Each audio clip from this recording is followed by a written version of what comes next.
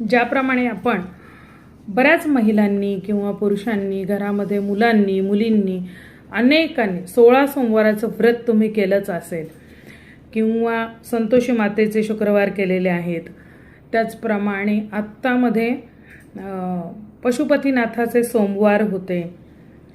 त्यानंतर आपण मार्गशीर्ष महिन्यामध्ये महालक्ष्मीचे गुरुवार करतो, वैभव लक्ष्मीचे शुक्रवार करतो.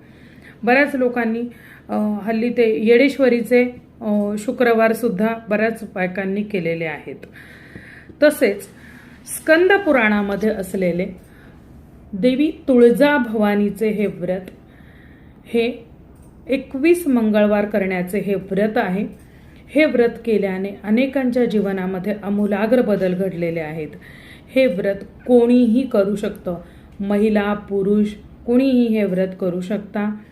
या व्रताचे नियम कसे करायचे, त्या व्रतासाठी तुम्हाला काय करायला पाहिजे, सगळं मार्गदर्शन तुम्हाला ह्या पुस्तिकेमध्ये मिळेल.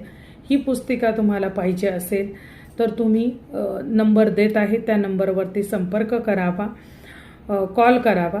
त्या कॉलवरती तुम्हाला किंवा व्हॉट्सॲपवरती सुद्धा तुम्ही हाच जो नंबर तुम्हाला मी स्क्रीनवर देते आहे हा नंबर व्हॉट्सॲपला सुद्धा आहे, तुम्ही व्हॉट्सॲपला पण इन्क्वायरी करू शकता. तर हे व्रतपुस्तिका तुम्हाला मिळून जाईल. आता हे व्रत केल्याने अनेकांना अनेक उपाय झालेले आहेत, असं मी तुम्हाला म्हटले, अनेक फायदे झालेले आहेत.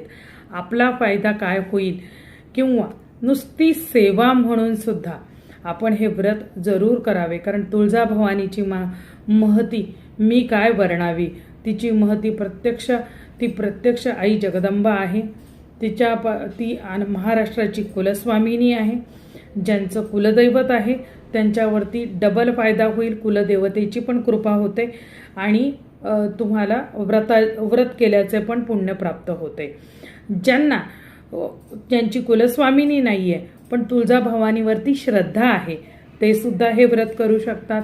ज्यांना एक व्रत करण्याची आवड आहे, आपल्याला घरामध्ये काही कुणाला नोकरी लागत नाहीये, कुणाला संतती होत नाहीये, कुणाचं घर होत नाहीये, कुणाचे कर्ज फिटत नाहीये, अनेको प्रकारचे त्रास असतात, कुणाला काही अंगरोग असतो, कुणाला काही व्याधी असते, कुणी आर्थिक संकटात असतं, कुणाला परदेशात जायचं असतं, उच्च शिक्षण घेण्यासाठी त्यांना हे पाहिजे असतं, असे अनेको प्रकारचे प्रत्येकाचे प्रॉब्लेम असतात.